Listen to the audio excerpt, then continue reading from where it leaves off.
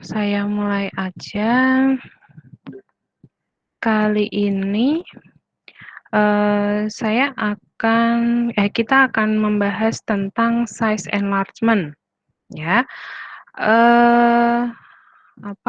Size enlargement ini kemarin kita sudah belajar tentang size reduction ya. Nah, ini kebalikannya gitu. Jadi terkadang di pabrik gitu ya, di unit produksi itu kita butuh untuk stamping produk bisa lebih besar, bisa lebih kecil.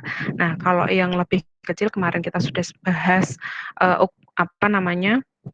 tentang ukuran, kemudian tentang alat-alat yang kemungkinan terlibat gitu ya, tentang operasi-operasinya berdasarkan besarnya partikel produk dan sebagainya. Nah, sekarang bagaimana jika konsumen, kita kan kalau pabrik itu kan bekerja atas permintaan konsumen gitu. Jadi konsumen bilang apa, kita kerjakan gitu. Jadi kalau pabrik gitu ya, pabrik terlebih pabrik kimia itu memang agak berbeda dengan pabrik consumer goods gitu. Jadi kita produksi produk ya yang kita buat itu harus ada pembelinya dulu, baru kita produksi gitu. Jadi prinsipnya di pabrik yang nantinya kita rancang itu begitu gitu. Jadi kita sudah tahu target pasarnya berapa, terus kita harus produksi berapa, bahan bakunya dari mana dan seterusnya. Nah, terkadang konsumen itu membutuhkan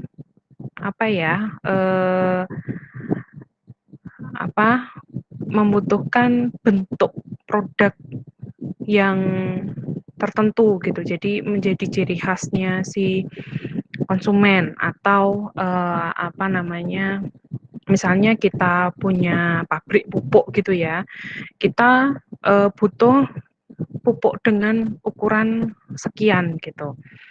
Bukan serbuk, bukan pelet, tapi granul misalnya. Nah, itu yang menjadikan kita sebagai produsen gitu ya harus menuruti bagaimana pesanan konsumen gitu. Nah, salah satu operasinya ini adalah size enlargement.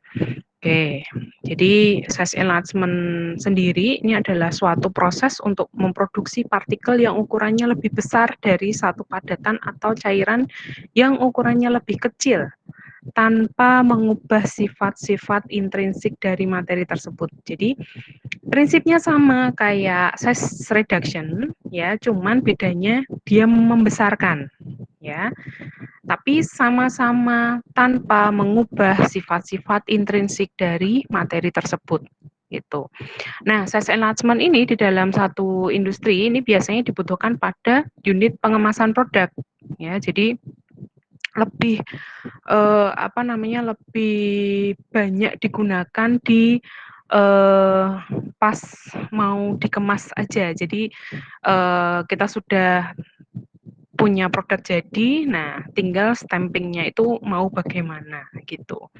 Nah, kebanyakan sih size enlargement ininya begitu ya, operasinya begitu ya. Kemudian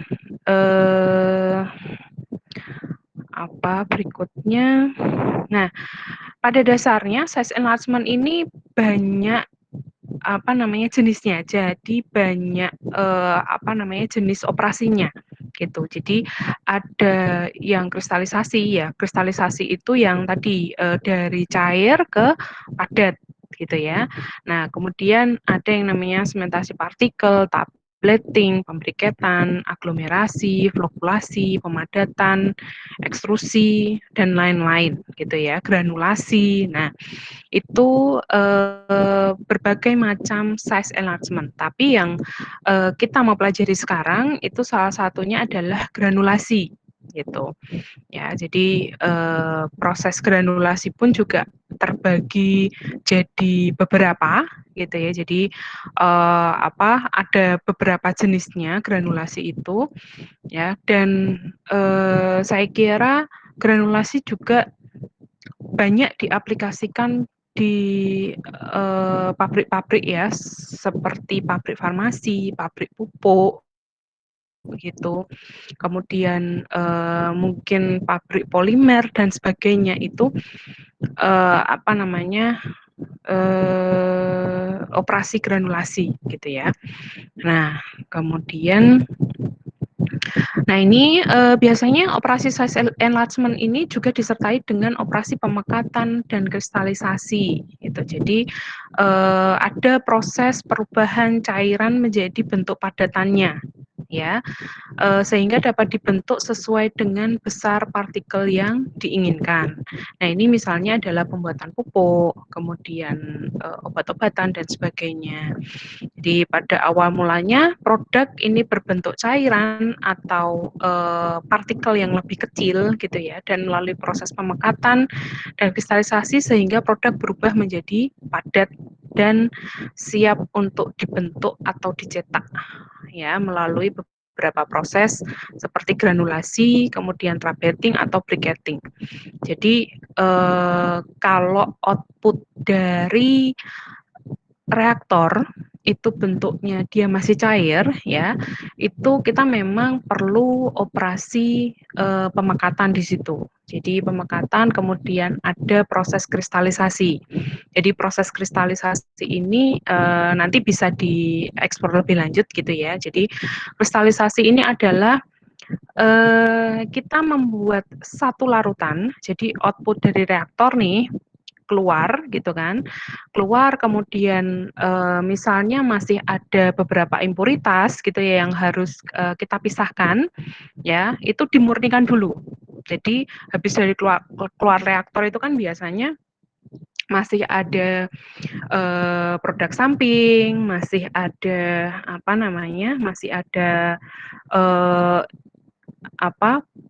reagen yang tidak bereaksi, kemudian impuritas-impuritas yang lain gitu. Jadi kayak produk samping, kemudian reagen yang masih sisa ataupun katalis atau yang lainnya gitu ya, impuritas dari bahan baku misalnya. Nah, itu harus dimurnikan dulu. Jadi proses habis persiapan bahan baku, kemudian proses di reaktor, baru keluar dari reaktor itu biasanya masih campur aduk.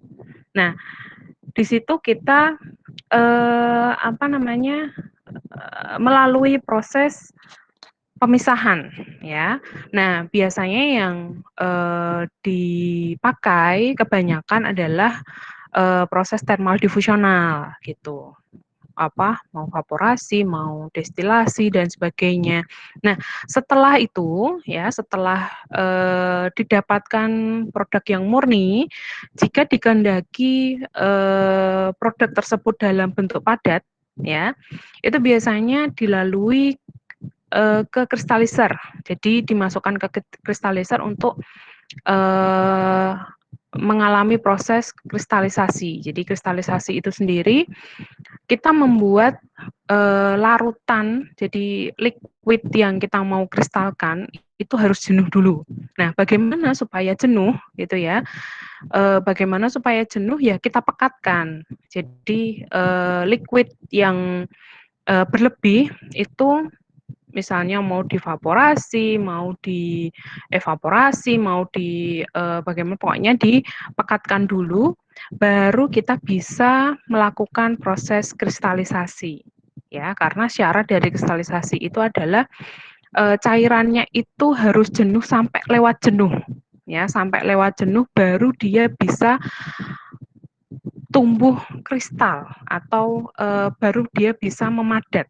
Nah, setelah padatannya terbentuk, ya, setelah padatannya terbentuk, baru ada proses selanjutnya, ya, dari misalnya granulasi atau dari penambahan bahan-bahan yang lain, ya, supaya dia bisa dibentuk menjadi padat, gitu ya, atau apa namanya, pengeringan dan sebagainya sampai dia ready untuk dicetak.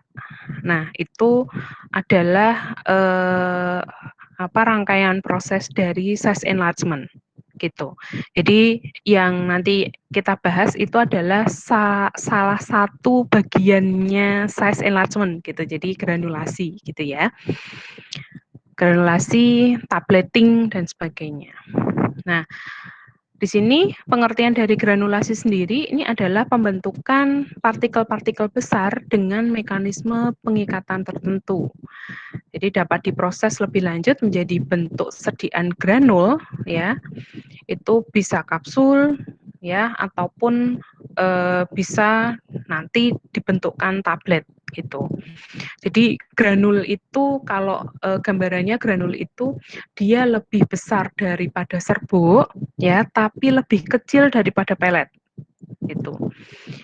Dan berbagai proses granulasi ini telah dikembangkan ya dari metode konvensional ya seperti slugging. Jadi dia slugging itu dia prosesnya lambat ya, jadi penggumpalan lambat gitu. Dan granulasi dengan bahan-bahan pengikat gitu. Sampai yang paling modern itu adalah spray dry ya dan freeze drying gitu. Jadi setelah kalau pakai spray dry dan freeze drying ini inputnya itu dia bisa dalam bentuk slurry ataupun liquid ya. Nanti keluarnya itu langsung dalam bentuk partikel atau granul kering begitu. Ya. Nah, ini proses tableting ya. Jadi proses granulasi ini adalah bagian dari proses tableting gitu. Jadi secara umum tablet ini bisa dibuat dengan 3 cara, yaitu bisa granulasi basah, granulasi kering, ataupun cetak langsung gitu. Nah, tujuan granulasi ini adalah untuk meningkatkan aliran campuran dan atau kemampuan kempa atau sifat mekanik dari tablet itu sendiri. Jadi kalau kita belajar tentang sifat mekanik ya dari satu benda itu seperti kayak tensile strength-nya, kemudian dia ketahanan terhadap tekanan dan sebagainya itu juga penting dalam spesifikasi produk gitu ya. Jadi nanti yang diharapkan itu misalnya produknya yang kita kehendaki adalah produknya tidak mudah hancur ya, tapi ketika pada saat dibutuhkan, nah dia bisa hancur perlahan-lahan ataupun bisa hancur langsung gitu. Jadi pada saat dia dikenai tekanan, dia tidak mudah hancur, tapi pada saat dia dipakai ya, misalnya pupuk atau obat-obatan gitu ya, itu dia bisa langsung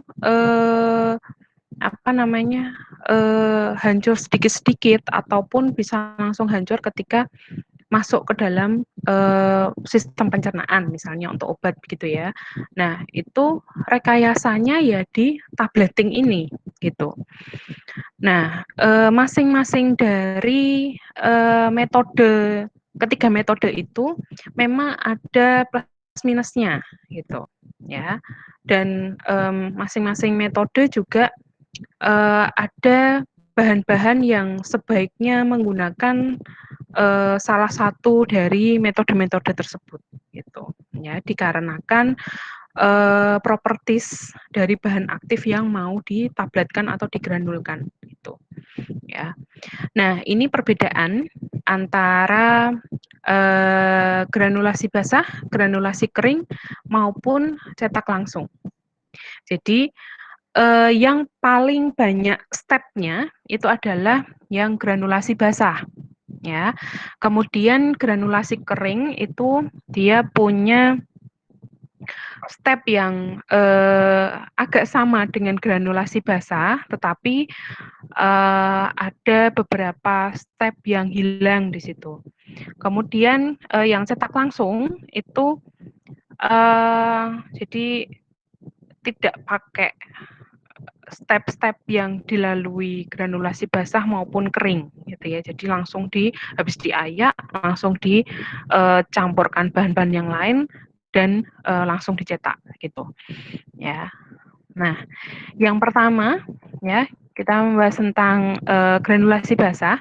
Nah, ini adalah metode yang paling konvensional atau paling tua gitu ya, yang paling sering digunakan, paling luas ya dalam proses pembuatan tablet maupun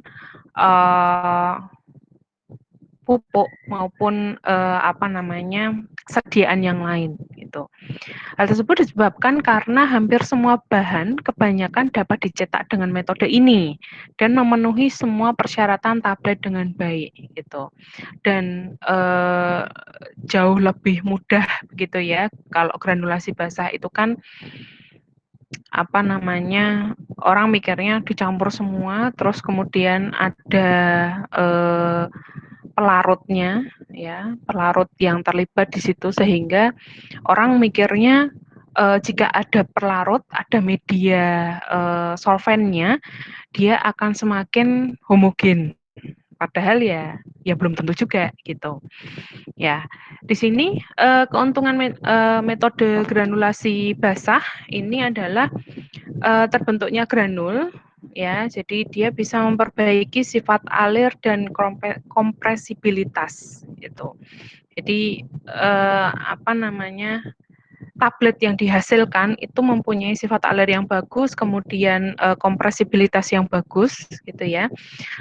Proses kompaksasi jadi lebih mudah ya. Dan karena pecahnya granul membentuk permukaan baru yang lebih aktif. Jadi kayak gugus aktifnya itu bisa lebih banyak gitu ya. Nah, bahan yang punya sifat alir dan kompresibilitas jelek, maka dengan granulasi basah ini hanya perlu sedikit bahan pengikat gitu. Kemudian granulasi basah juga mencegah segregasi komponen-komponen campuran yang sudah homogen. Jadi ketika campurannya itu memang sudah homogen, yang ditambahkan dia juga tidak terganggu gitu loh, ya. Oke, kemudian kelemahannya di sini prosesnya lebih panjang. Tentunya waktu yang dibutuhkan juga lebih panjang, ya. Dan secara ekonomis lebih mahal gitu, secara proses begitu ya.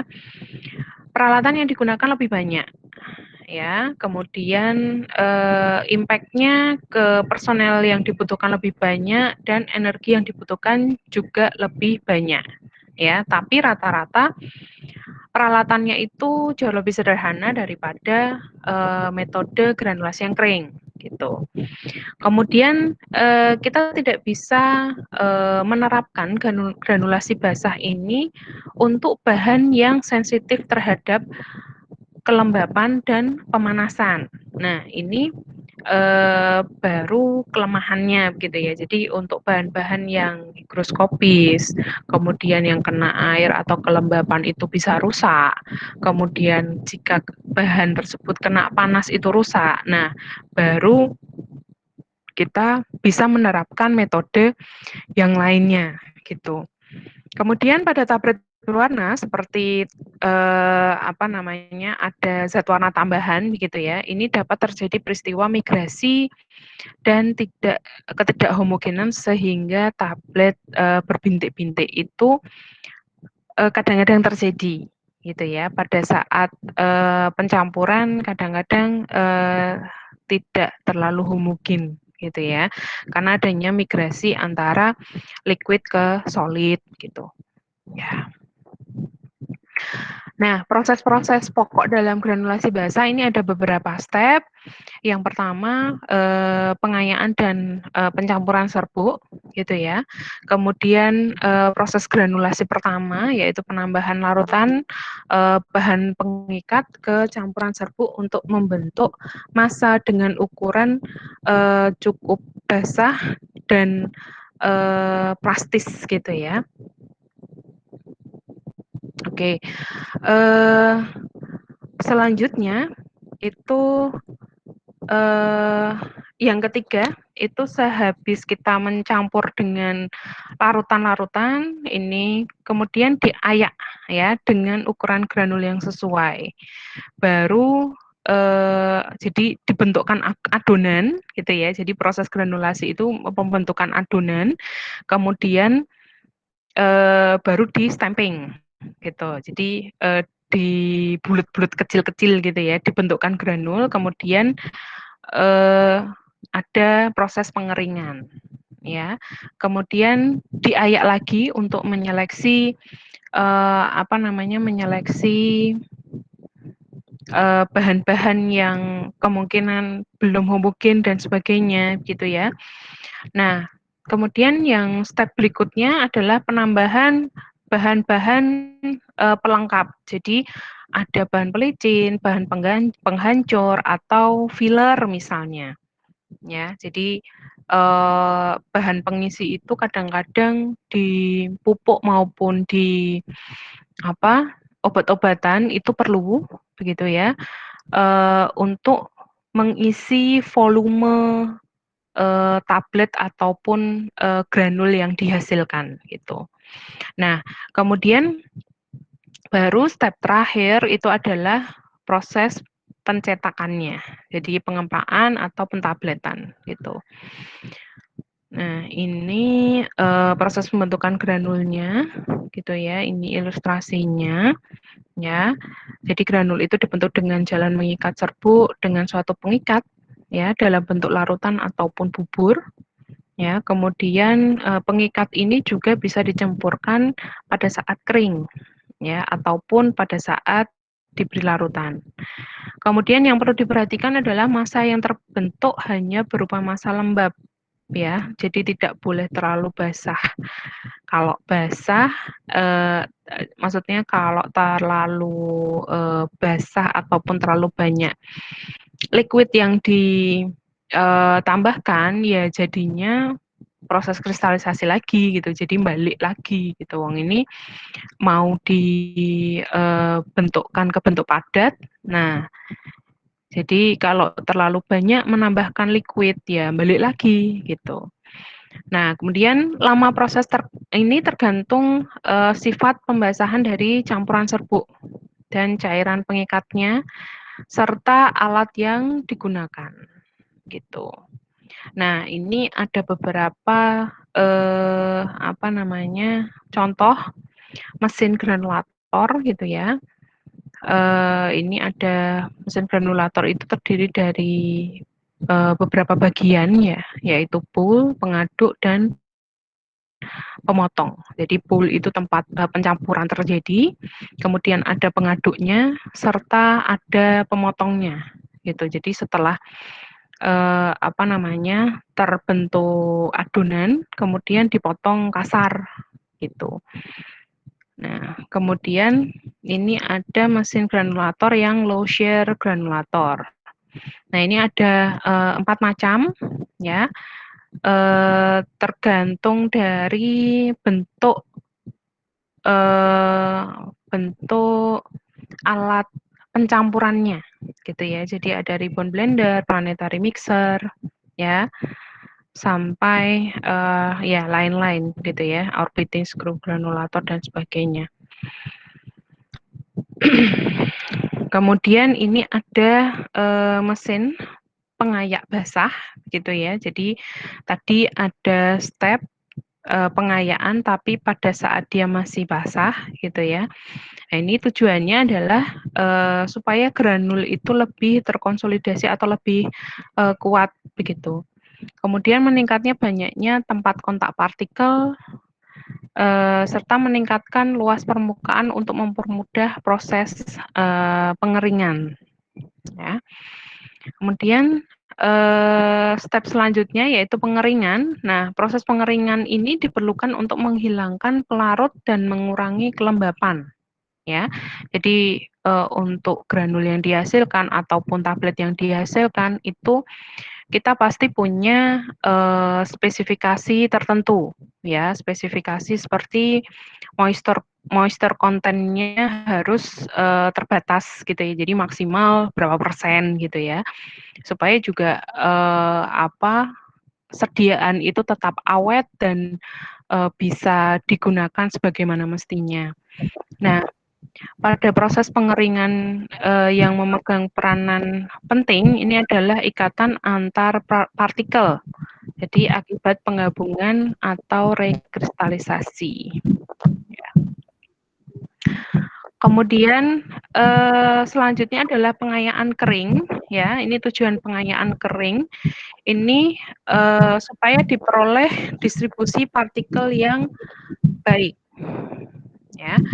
Kemudian granul dengan diameter partikel yang besar, ini menyebabkan tablet atau sediaan granul yang dihasilkan ini memiliki, keragaman bobot yang jelek.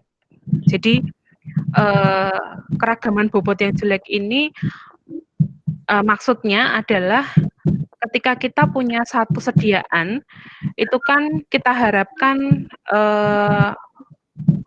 tablet yang dihasilkan itu mempunyai komposisi yang kita harapkan gitu kan. Misalnya kita punya, ini nih, obat parasetamol lah. Nah, parasetamol kan ada tuh yang, parasetamol ada campurannya sama kafein atau ada campurannya dengan, zat-zat yang lain gitu kan. Nah, itu, apa namanya, ketika, keragaman bobot itu jelek, ya, itu, apa, di satu tablet itu kemungkinan parasetamol yang terkandung itu bukan 500 gram atau yang diresepkan gitu. Kemungkinan malah kafeinnya yang lebih tinggi gitu. Jadi, tidak seperti, yang kita desain pada awalnya gitu, ya. Nah, di sini, makanya, granul yang dihasilkan itu harus, melalui pengayaan kering, gitu ya. Sorry ini, Delvi bisa di-mute, saya mute Oh ya. iya. Oke, saya lanjutkan. Ini pengayaan kering, kemudian, granulasi kering ya. Setelah pengayaan kering, ini ada granulasi kering, ya. Dia merupakan metode yang biasa digunakan untuk bahan obat yang, tidak tahan pemanasan. Jadi ini granulasi kering adalah, metode, selain granulasi basah ya, yang biasa digunakan untuk menghasilkan, tablet ya, tablet ataupun pupuk ataupun obat gitu ya. Nah, granulasi kering ini dilakukan dengan cara menekan massa serbuk yang tidak terbentuk baik, kemudian digiling dan diayak sehingga diperoleh granul dengan ukuran partikel yang diinginkan gitu. Jadi, ini prosesnya kering begitu ya. Jadi kita mencampur semua bahan dan menyeragamkan, menghomogenkan, semua bahan gitu ya, dengan cara kita menekan massa serbuk yang, ukurannya beragam, itu ke satu ukuran dulu, jadi ke partikel yang sama, gitu. Nah, granulasi kering ini dapat juga dilakukan dengan meletakkan massa serbuk di antara mesin roll, yang dijalankan secara hidrolik untuk menghasilkan massa padat yang tipis, gitu ya. Nah, selanjutnya diayak atau digiling hingga diperoleh granul dengan ukuran yang diinginkan. Jadi, prosesnya kering, ya, ada bahan yang, dimasukkan ke dalam mesin roll gitu ya, jadi kayak hampir-hampir kayak roll crusher gitulah ya, tapi, permukaan rollnya itu dia rata, gitu, ya. Kemudian bisa menghasilkan, massa yang padat dan tipis, jadi kayak lembaran-lembaran gitu. Nah, kemudian dia hancur pada saat, proses pengayaan atau dia digiling lagi. Jadi, granulasi kering ini adalah proses, penghomogenan ya dalam, fase kering begitu, ya. Nah, di sini keuntungan metode, granulasi kering ini adalah alat yang digunakan ya, baik, terminal alat, kemudian ruangan, itu jauh lebih sedikit karena step-stepnya juga lebih sedikit daripada yang basah, gitu. Kemudian dia juga tidak memerlukan, bahan pengikat atau larutan pengikat, jadi tidak ada fase basahnya. Prosesnya lebih cepat, ya make sense ya, karena, step-stepnya pun juga tidak sebanyak yang, granulasi basah ya. Kemudian tidak memerlukan pemanasan sehingga biaya produksi dan energi dapat ditekan, gitu. Nah, di sini granulasi kering itu baik digunakan untuk obat-obat atau zat-zat yang, tidak terlalu cocok dengan kelembapan dan pemanasan ya. Jadi bisa dihasilkan produk yang lebih stabil karena, eee, tidak, mengganggu properties yang, produknya begitu ya. Karena produknya misalnya tidak, apa namanya, tidak bisa kena lembab maupun pemanasan, nah ini tepat digunakan granulasi kering. Kemudian memperbaiki waktu hancur karena partikel serbuk ini tidak terikat oleh adanya, bahan pengikat. Jadi kalau, kita tambahkan bahan pengikat, which is itu larutan gitu ya. Nah ini kan, akan berpotensi untuk, menimbulkan gumpalan gitu kan. Nah jadi pada saat, granulasi basah itu memang ada step di mana dia dibentukkan gumpalan dulu, gitu, ya. Nah, ini pada saat granulasi kering, ini tidak terjadi, gitu ya. Kemudian, dalam memperbaiki homogenitas ya, karena tidak terjadi peristiwa migrasi obat ataupun zat aktif. Jadi tidak ada migrasi dari fase liquidnya, jadi kena kena liquid gitu, kena larutannya, kemudian ada migrasi dia harus ke bentuk keringnya, itu tidak ada karena di sini, pure kering semua. Jadi, pencampurannya adalah pencampuran kering gitu, ya. Di sini memang hampir-hampir mirip, dengan cetak langsung, ya. Jadi metode cetak langsung itu emang hampir-hampir mirip, tapi dia masih ada proses granulasinya, masih ada proses homogenisasinya, gitu, ya. Nah, kerugiannya di sini untuk granulasi kering, ya, walaupun alat yang digunakan itu lebih sedikit daripada granulasi basah, tetapi dia memerlukan mesin yang heavy duty ya. Jadi, kebutuhan per unit alatnya itu memang jauh lebih besar daripada, yang granulasi basah, gitu.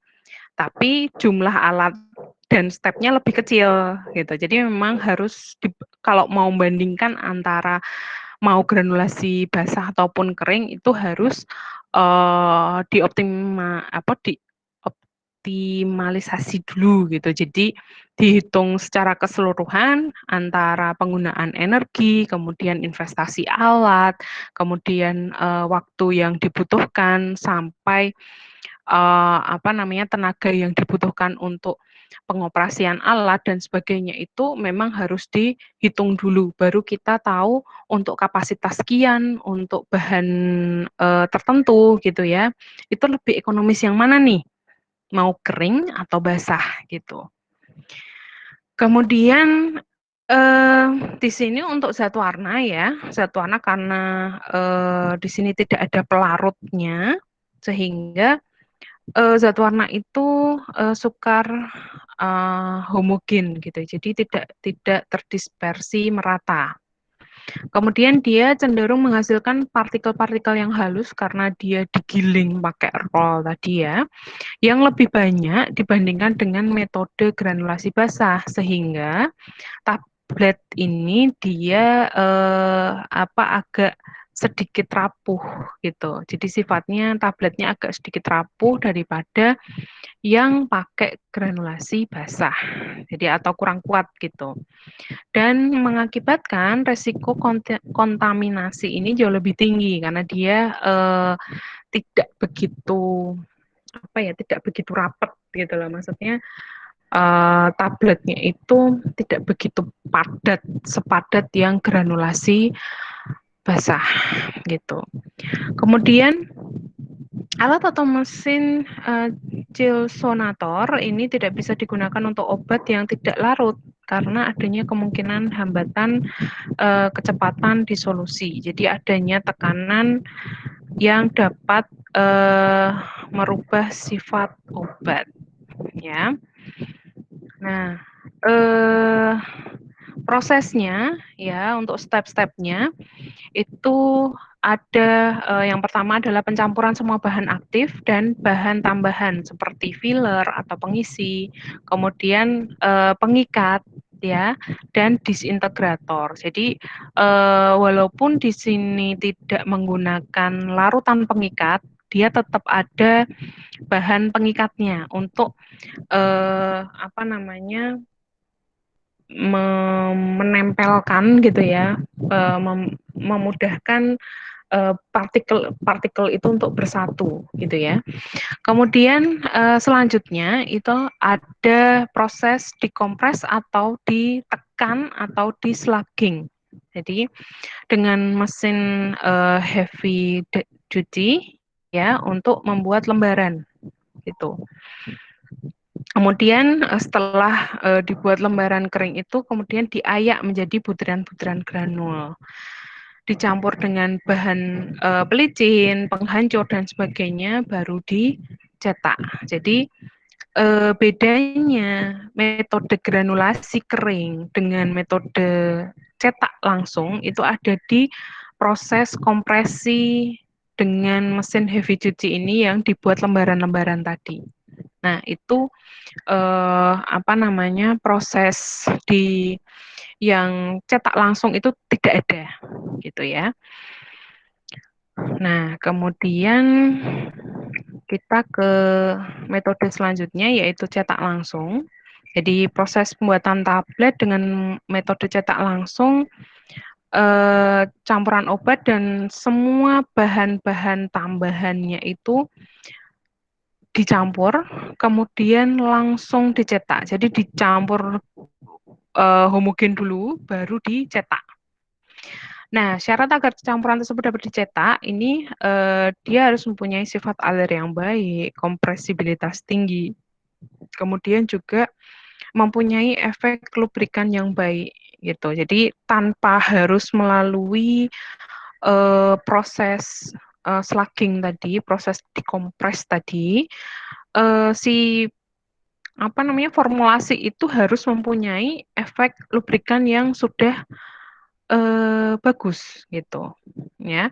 Nah, keuntungan dari cetak langsung ini pastinya jauh lebih ekonomis dibandingkan metode-metode yang lainnya gitu karena alatnya juga lebih sedikit lagi, kemudian waktunya juga lebih cepat ya, sehingga lebih ekonomis dari sisi energi, personel dan sebagainya. Kemudian tidak terpengaruh oleh panas dan kelembapan ya. Kemudian stabilitas produk terjamin dan ukuran partikel yang seragam karena tidak ada proses granulasi tadi ya. Nah, tapi kerugiannya itu kemungkinan terjadi walaupun tadi seragam gitu ya, tapi kemungkinan terjadi perbedaan ukuran partikel dan kerapatan bulk antara obat dengan pengisi itu dapat menimbulkan perbedaan gitu ya di antara granul yang selanjutnya atau di antara formulasi obat yang selanjutnya gitu. Nah, ini dapat menimbulkan tidak seragamnya isi obat gitu karena di gimana-gimanain yang stepnya lebih banyak itu memang paling homogen gitu ya. Nah, pada dosis obat yang besar itu perlu tambahan bahan pengisi sehingga tablet menjadi lebih besar gitu ya. Bahan pengisi yang bisa dicetak langsung biasanya harganya mahal gitu. Jadi kebanyakan jenis-jenis bahan pengisi itu memang harus dilarutkan dulu atau dicetak atau di apa namanya granulasi kering gitu ya. Itu biasanya jauh lebih ekonomis daripada yang cetak langsung ya. Masalah yang sering timbul dalam cetak langsung ini adalah sifat alir dan kompresibilitas. Dia jauh lebih rapuh daripada yang metode granulasi basah maupun kering, gitu ya. Kemudian bahan-bahan yang digunakan ini biasanya lebih mahal karena dia ya bisa dicetak langsung gitu, ya. Nah, bahan bahan tambahannya ini bisa berupa filler binder, jadi dia pengisi sekaligus jadi pengikatnya. Nah, ini biasanya yang menyebabkan mahal ini karena dia mempunyai dua fungsi gitu. Sebenarnya filler itu apa sih gitu. Jadi filler itu adalah pengisi ya. Contohnya ini begini ya. Misalnya nih kita punya berbagai macam dosis obat gitu. Nah, kalian pasti pernah menjumpai obat-obat yang umum lah, misalnya seperti paracetamol, kemudian misalnya amoxicillin gitu, ataupun misalnya asam fenofibrat atau gitu ya. Nah, untuk apa namanya, untuk obat-obat tersebut itu kan punya kandungan bahan aktif tertentu gitu. Nah, biasanya bahan aktif itu jumlahnya dalam bentuk gram atau sampai miligram lah. Miligram aja tuh hanya beberapa miligram. Misalnya untuk yang saya tahu, yang kayak konsumsi umum gitu ya, paracetamol 500 miligram. Nah, kalian bayangkan satu tablet ya, 500 miligram itu volumenya seberapa sih? Nah, kalau kita bayangkan 500 miligram tergantung massa dari obat tersebut ya, densitasnya seberapa, kemudian ya massa jenisnya seberapa yang menyebabkan volume dari obatnya itu jadi apa namanya, jadi gede ataupun jadi kecil gitu. Nah, biasanya untuk yang kayak paracetamol ya segitu-segitulah ya, maksudnya tabletnya ya seukuran umumnya lah. Nah, cuman untuk misalnya obat kayak asam mefenamat misalnya. Asam mefenamat itu yang patennya itu kalian pasti pernah dengar Ponstan ya. Ponstan itu obat yang berfungsi untuk meredakan rasa sakit gitu. Nah, Ponstan itu kan dia punya kandungan asam mefenamat berapa ya? 500 apa-apa gitu loh. Nah, 500 tapi dia miligram atau ya miligram. Nah, 500 miligram itu untuk asam mefenamat kemungkinan dia apa namanya? Densitasnya itu ini ringan gitu. Jadi 500 miligram itu dia udah banyak bubuknya, jumlah bubuknya itu sudah banyak gitu. Nah, padahal di dalam pembuatan tablet itu bukan hanya bahan aktif saja yang ditambahkan. Jadi harus ada tadi ya pengisi, kemudian pengikat, kemudian ada zat warna mungkin, kemudian ada zat pelicin dan sebagainya. Nah, itu yang menyebabkan volume dari tablet itu jadi gede banget. Jadi biasanya kalau apa namanya kalau makan obat atau makan sediaan tablet itu yang gede banget itu hampir-hampir menyusahkan konsumen kan ya. Jadi yang tabletnya hampir satu ruas jari itu ada gitu ya. Nah, itu karena ya itu tadi eh, bahan aktifnya memang sudah banyak, kemudian bahan pengisi maupun pengikatnya itu harus ikut semua gitu, sehingga menimbulkan volume tablet yang besar banget. Nah, kebalikannya untuk obat-obat misalnya yang kayak obat kolesterol ataupun obat apa namanya asam urat atau apa itu biasanya itu yang kecil-kecil gitu. Tabletnya itu kecil-kecil gitu. Kenapa? Nah, bahan aktif yang ditambahkan itu tuh ternyata hanya berapa miligram. Jadi nggak sampai ratusan gitu ya. Ratusan pun juga densitasnya itu tidak seberat asam mefenamat gitu.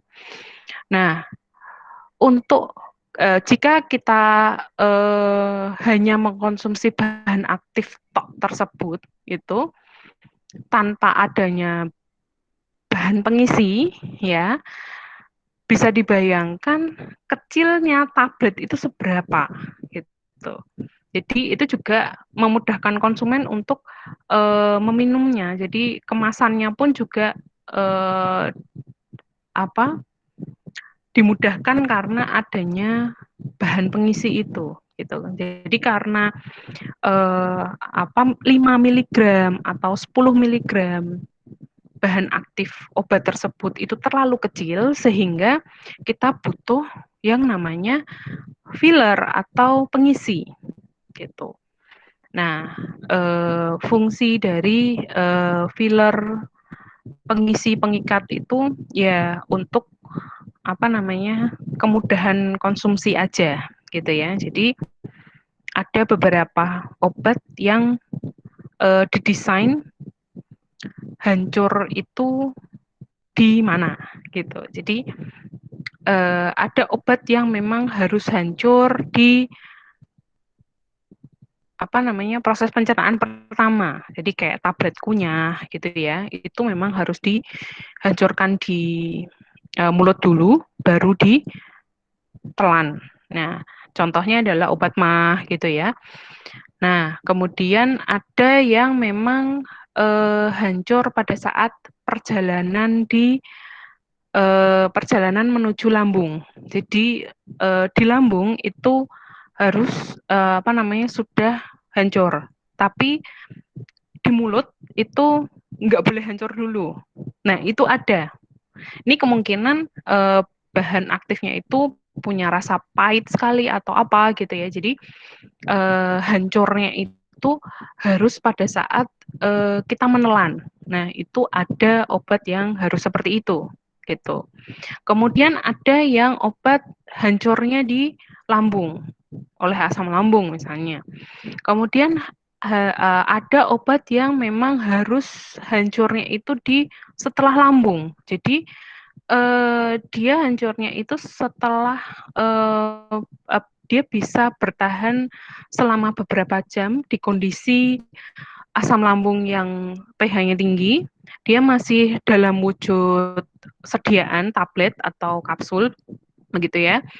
Nah, itu dia baru hancur di usus 12 jari atau di usus besar misalnya jika memang zat tertentu itu harus diserap eh, di organ pencernaan kita yang tertentu.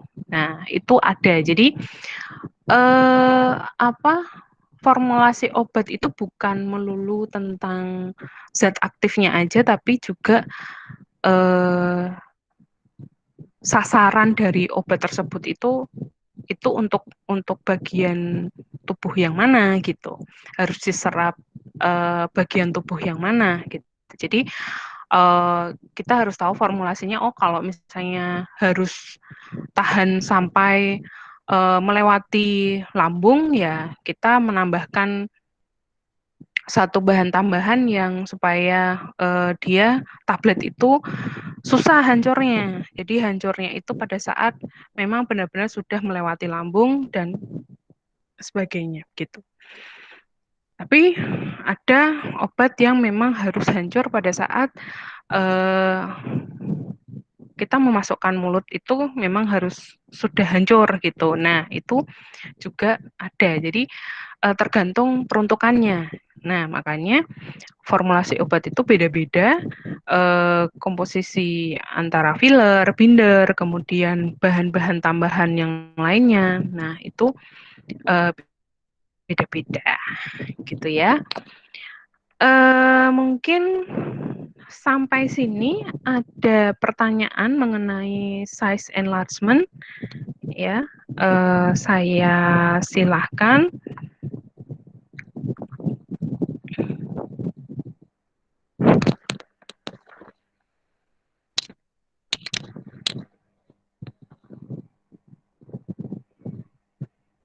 Loh, ada yang tanya enggak?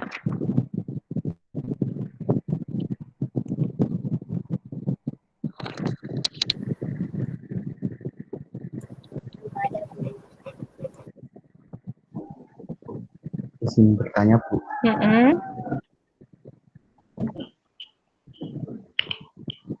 Ya, gimana? Perkenalan, Bu, saya Davi. Sebelumnya mohon maaf tadi tidak sengaja menggunakan ternyata.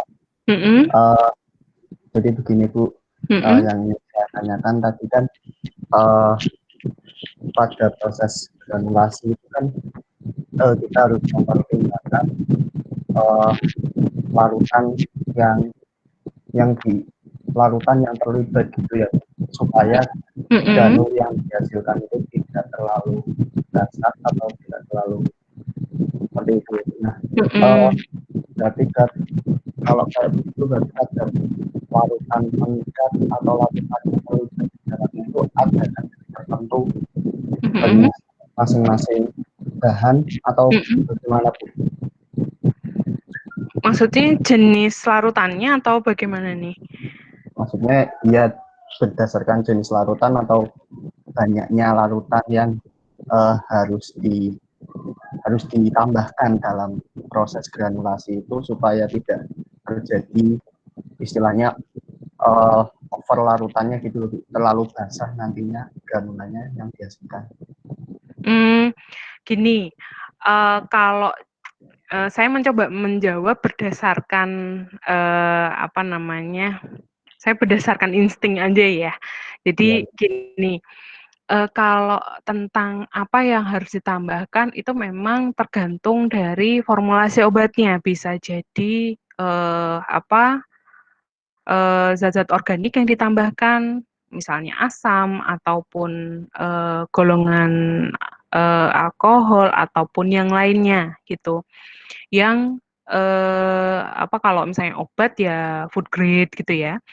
Nah, seberapa banyak kita menambahkan ya supaya pas gitu, enggak keenceran tapi juga dia tidak begitu kering. Nah, kontrolnya itu kita bisa pakai yang terukur. Jadi kita bisa mengontrol itu pakai apa namanya pengkondisian kayak kita mencampurkan sampai moisture content-nya sekian gitu. Jadi pada saat proses memang apa kan kita membuat satu formulasi obat itu kan pakai ya research and development dulu kan. Kita apa mencoba formulasi dari komposisi sampai ke prosesnya ya berapa banyak yang harus ditambahkan sampai apa berapa apa kapan ditambahkan ya. Kemudian berapa lama waktu yang dibutuhkan untuk mencampur dan sebagainya. Itu kan dari proses penelitian dan pengembangannya. Nah, untuk mengukur supaya oh ini udah pas nih apa namanya yang ditambahkan. Oh ini adonannya misalnya kalau bikin roti gitu ya. tolok ukur gampangannya itu adalah kalis gitu. Nah, kalis itu yang kayak gimana sih gitu.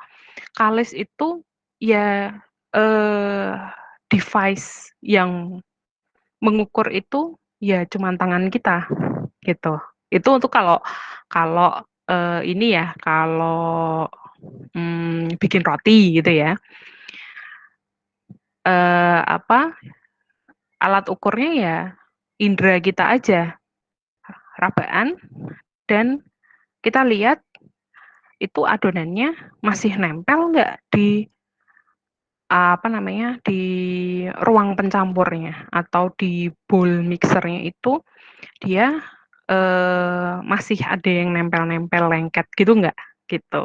Kalau masih ada, oh ya berarti itu belum homogen. Atau kalau sudah diaduk sekian lama itu kok masih apa namanya, ternyata kok dia masih lengket dan semakin lengket, oh berarti itu liquid yang kita tambahkan kebanyakan gitu ya. Kemudian kok misalnya kita lihat adonannya itu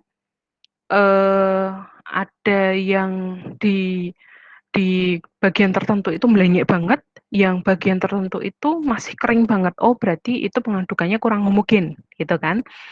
Nah, di alat proses itu kita bisa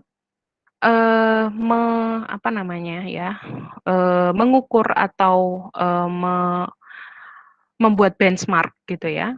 Itu misalnya, oh kita buat adonan sampai moisture content-nya sekian, atau oh kita bisa buat adonan kita campuran dengan kecepatan sekian, sekian RPM, kemudian liquid yang kita tambahkan sekian, waktu yang dibutuhkan untuk pencampuran optimalnya sekian. Nah itu memang perlu penelitian gitu ya, sampai dihasilkan adonan yang kalis tadi. Jadi tolok ukur kekalisan adonan atau campuran itu ya bisa apa ya, bisa diukur ya setahu saya sih ya moisture content-nya itu gitu. Jadi kita bisa eh, me, apa namanya ya,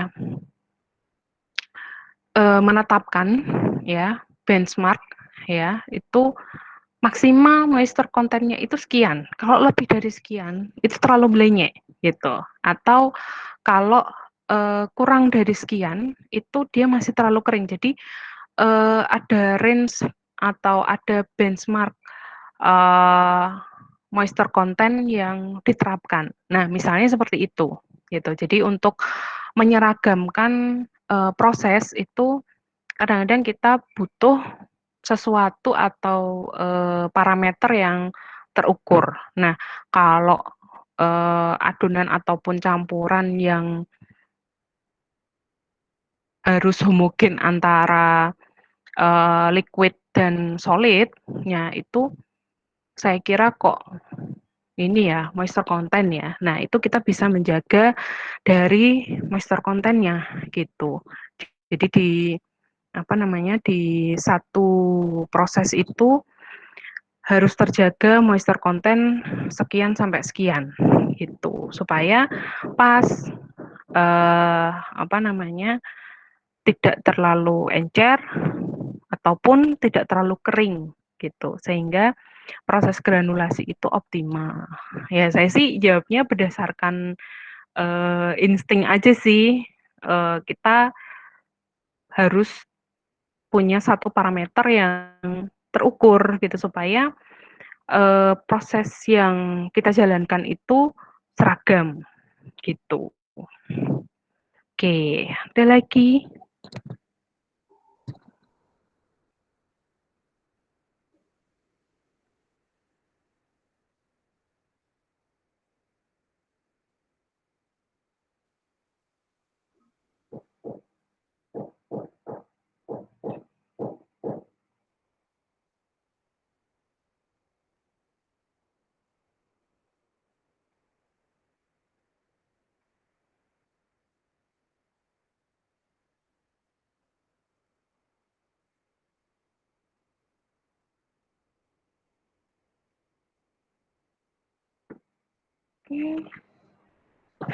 Oke. Ada lagi yang ditanyakan?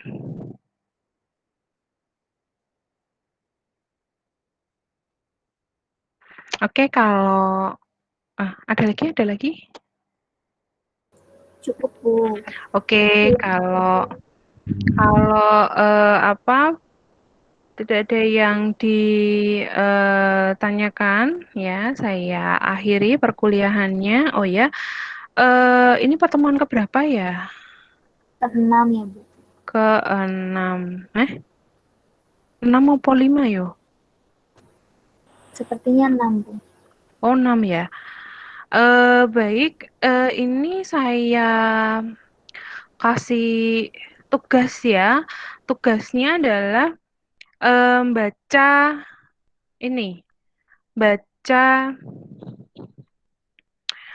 slide yang screening. Soalnya kayaknya saya tidak sempat untuk menjelaskan. Ya, screening itu ya hubungannya dengan sizing tadi, ya, size reduction maupun size enlargement itu ada beberapa jenis screen yang biasa diterapkan, ya. Tidak saya jelaskan detail karena biasanya satu device alat size reduction ataupun size enlargement itu memang sudah embed gitu screen-nya gitu, tapi ada juga yang terpisah gitu. Jadi itu dibaca aja ya, untuk pengetahuan kalian supaya nanti kalau pada saat perancangan pabrik itu ketika butuh alat screen itu paling tidak kalian pernah membaca jenis-jenisnya gitu ya. Ya, itu aja tugasnya ya.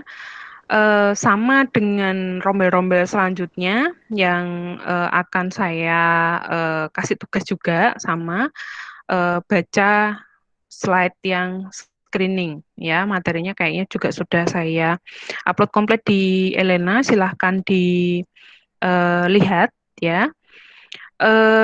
Kita berjumpa lagi minggu depan insya Allah. Terima kasih ya telah menyimak perkuliahan hari ini. Selamat siang. Wassalamualaikum warahmatullahi wabarakatuh. Siang. Waalaikumsalam warahmatullahi wabarakatuh. Terima kasih, Bu. Sama-sama. Terima kasih, Bu.